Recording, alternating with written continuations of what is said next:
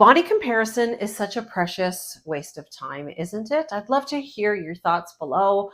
This video is coming to you after I went for a swim and I started to become very aware of body image thoughts that I was having. And I've been grappling with this all my life, like many of you might have been, but they had sort of come to me while I was at the local pool. And I started asking myself as I was swimming, how much time have I spent in my life comparing myself, not just to others, but to past versions of myself? And those versions have changed over the years, my 20s, my 30s, my 40s, my 50s. And as I move into my 60s, the comparison is probably going to be more about mobility and maybe a little bit about wrinkles and gray hair than what body image as far as like how fit I was or how slim I was, all that kind of stuff. There's so much discussion in the world about healing body image, and I'd like to have a conversation about that. I want to have a real conversation and know if you still have these fleeting thoughts about how you look. Do you compare yourself to past versions of yourself? And what do you do about it? Because I'm going to share what I do to interrupt these thoughts. And that's the topic of today's video. So welcome. You might be new here. My name's Tanya, and I like to talk about post-menopause a lot, menopause in general, from an emotional, spiritual, and physical standpoint. Whoever you are, if you're returning to a video, if you're new, post in the comments, like, where are you from and where are you on your journey? Are you in perimenopause, trying to learn all the things that I wish I knew so that you could build a better menopause? Or are you postmenopausal and you're looking for someone to talk to because everybody is really young on the internet? I started lane swimming back in December. My physiotherapist told me to save some money, get in the pool, and that will help me with my knee pain and my sciatica. And she was totally right. But it took me a while to get in a bathing suit and get in a pool. And I have to say that being in a public pool, in older adult swim with younger people, older people as well, has taught me so much about self-confidence and basically not giving a shit anymore and just focusing on myself. But I'd be lying if I didn't say that these thoughts don't come up once in a while. And I'm hoping I have enough self-awareness to unpack them for myself. And that's what I want to share with you here. But what is that cliche that came to me today in the pool? Comparison is the thief of joy. And oh, ma'am, it is. This mental behavior of comparison, whether it is to other women in your circle or, and I'm fully aware that it stems from low self-esteem and insecurity, or whether or not you're comparing to your younger self, which might stem from lack of acceptance of aging. Well, this behavior is second nature for many of us because we have all these messages that have been ingrained in our head as women, and yes, as men too. I don't want to leave this out, that we may not be enough, but like enough according to who? We could blame it on social media, but if you're as old as I am, well, I didn't have social media back in the day. I didn't have a phone to flip through and look at photos or Pinterest, but I did have some other things. Let me know if you remember those magazines like 17 and Glamour. I ate those up, the back to school editions in high school, all the things you could buy to make yourself feel better with your outfit, and even Glamour with more womanly ideas of what you should be as you get older and how to be poised and beautiful and makeup to buy and all that crap. And I'm not saying it's complete crap. I mean, sometimes those things are really fun. And if you have a good sense of self, you can take them with a grain of salt and apply what you need to your own life and ditch the rest. But as a young girl in high school, I really remember these impressionable magazines of like watermelon slushies and how low calorie they were so that you could also look like the girl in the picture. That's always implied. But I also remember seeing Whitney Houston in there back in the day and hearing that she was an aspiring singer and model and her aunt was Diana Ross. And I thought that was cool. And as I got into my 20s and got into fitness, I would compare myself to my fitter friends. I would get into bodybuilding magazines, running magazines, cycling magazines, triathlete magazines, because I really thought that that world was so cool. But I also was under the influence of messages of body image that I would have had to really work hard to attain. I actually didn't have the psyche back then to commit to the routines that would maybe make me look like a model on the cover, because part of that is like genetics too. All of this culminated in my 40s where I decided to get breast implants because of the self-conscious feelings I had about my body. I had a flat chest in relation to some hips, and I had thought about this for so long that after I had my daughter, I decided to take a big chunk of change out and have breast implants to see if that would make me happy. That turned into a bit of a nightmare, and that is for another video. But it's not just advertising that gives us these messages, right? We internalize them from different places, from family members. It isn't just advertising that gives us these messages.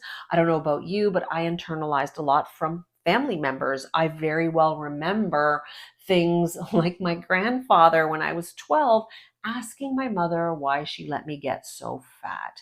I was a chubby kid. I was picked on in school. I was always, the odd man out, not picked in middle school for anything athletic because I was chunky and slow.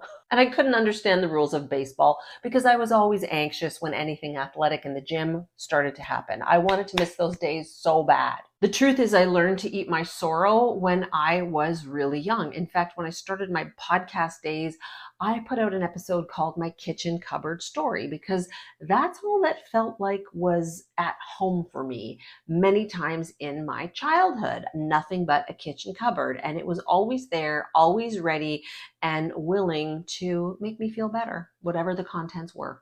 That is where I found safety. And so between anxiety and a dysfunctional home and being picked on for what I looked like and being alone and finding no way to soothe myself except for food, all of these created a really big storm that escalated, well, right up into my 50s of body comparison and comparisonitis and just wishing I was somebody different in the physical sense. And so I just wanted to drive home how we can blame social media, but we have family expectations too. Certain cultures expect women and men to behave and look a certain way, and that can play a role into what we think about ourselves. My mother was also very athletic and she loved to talk about that. And I felt inadequate when it came to her. And I know she meant nothing by it, but I heard a lot about it as I was younger. And I was even compared to like, well, your dad's side of the family, they're bigger and not mine.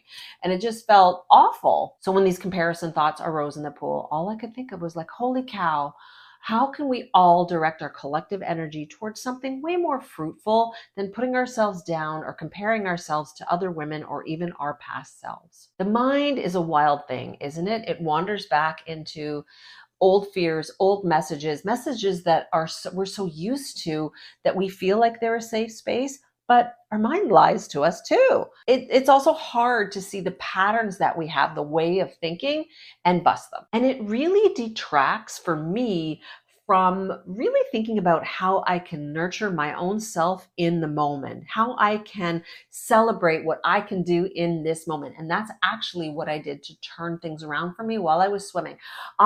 Instead of looking at the women around me and whether one was swimming faster, whether they had a nicer bathing suit, whether they could wear a bikini or not, I started to concentrate on how I felt in that water. And I wasn't the fastest and I wasn't the slowest, and it really doesn't matter because how I felt was free. It was so beautiful to move my body and have that blessing. I was so grateful to be out in the sun and just working on my stroke and feeling stronger every day and not having pain, knowing that I was doing something for myself to make a knee surgery super successful and do the best I could for myself that day. And then I realized I was focusing on things that I talk about a lot here: the physical, the emotional, and the spiritual parts of aging. The physical being, how does my body feel? I am pain free. But how did I feel emotionally? I was feeling free. I felt lightweight. I felt able in that pool. And what a great feeling. That happens to me on my bike and in the pool. And maybe for you, you feel that way doing something else. But that emotion, I really tapped into that and how I was just celebrating that I could move, and I was so grateful to do that. And I was also celebrating how wonderful it was to see women and men of all sizes getting out there in their bathing suits and doing the swim too. That is one of the biggest lessons I've learned from going to public swim. We got to be here for us. And maybe this last part that I'm going to talk about is the spiritual part.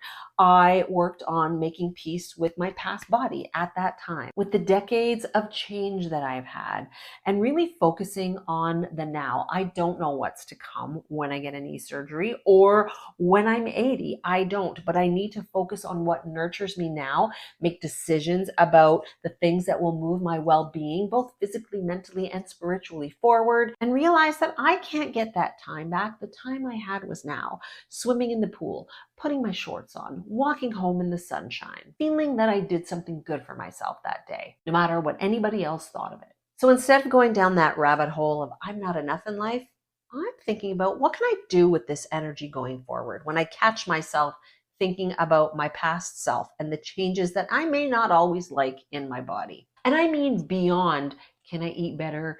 Can I eat less? Can I exercise more? I'm talking about something different. Can I focus on what the rest of a vibrant and nourishing day could be for me? And that's what I did. I made myself a lovely meal. I enjoyed it in the sun. I chatted with a friend. I got some sleep. I read a great book, and that was a great day. Nobody wins this race called life. Some of us are just a little bit luckier to get to the finish line a little bit later. And if we have some joy and mobility and some good stuff along the way, that's the icing on the cake. Thanks for listening to my after swim ramble here, and I really can't wait to see you in another video.